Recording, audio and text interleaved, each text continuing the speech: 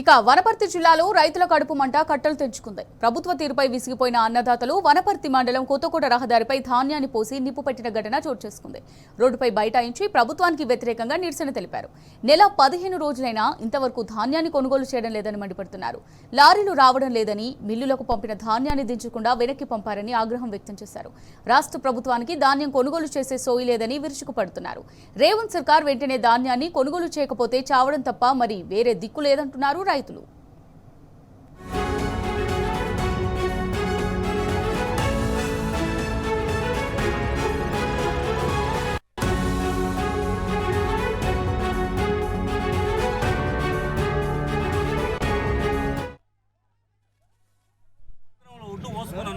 ఇంతవరకు కూడా ప్రభుత్వం 2 లారీల ఓట్లు పోయినవి. ఇంతవరకు 8 మంగళవారం నాడు పోయినాయి. ఇంతవరకు లారీ రాక గన్ని బ్యాగులు 4 రోజులు లేట్ చేసి సరిపోయినా గన్ని బ్యాగులు ఇవ్వడం లేదు. పాత సంచులు ప్రభుత్వ అధికారులు మధ్యవర్తులతో బ్రోకర్గిరి చేసి పాత సంచులు కొని పాత సంచులు పంపిస్తుంటే అవిట్లో 100 సంచులు ఒక రైతుకి ఇస్తే అందులో 20 సంచులే పనిచేస్తున్నాయి.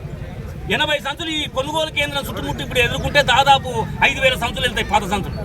అవి ఎత్తనీక రాక అమ్మాయిలు ఎత్తడం లేదు. క్వింటాలు 10 కిలోలు కట్ అవుతున్నాయి. ఇదేంటి అని అడిగితే తరుగు అంటారు, తాళు అంటారు. తాళు అంటే ఈ తాళేడు ఉంది, తరిగేడు ఉంది. 4 రోజులు అవుతుంది ఒడ్లు వచ్చి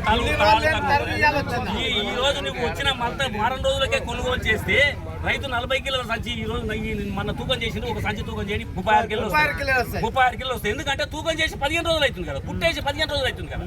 ఎత్తకపోవడం వల్ల తరుగు ఆ కింద సెదలు బట్టి సంచి సెదలు తినేస్తున్నాయి. ఇది పరిస్థితి.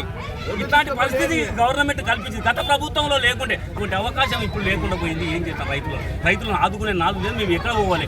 ఏం చేయలేదు. ముందస్తు ప్రణాళికతో మా ఆయన వరి పండించొద్దని చెప్పాలి. చెప్పేది లేదు, చేసేది లేదు. సన్నోట్లు కావాలంటారు. వానకాలం సన్నోట్లు పెట్టామంటే రైతుకి ఇష్టం వచ్చిన సన్నోట్లు పెడతారు. తీసుకపోతే ఏమవుతుంది? సన్నోట్లే కదా. రకరకాల ఇబ్బందులు పెడుతూ రైతు బాంధుకి ఇబ్బంది, ఒట్లు కొనుగోలు కానీ ఇబ్బంది, సరి అయిన ఎరువులు సప్లై చేయలేకపోతుంది గవర్నమెంట్. రైతులతో ఒట్లు కొనుగోలు చేయలేకపోతుంది, రైతు బాంధు ఇవ్వలేకపోతుంది. కనీసం ఈయన సబ్సిడీ ఉంది. బీట్ బుక్ చూద్దాం అండి, ఎన్ని గంటలు ఇస్తున్నారు? 10 గంటలు కూడా కరెంట్ ఇస్తలేదు.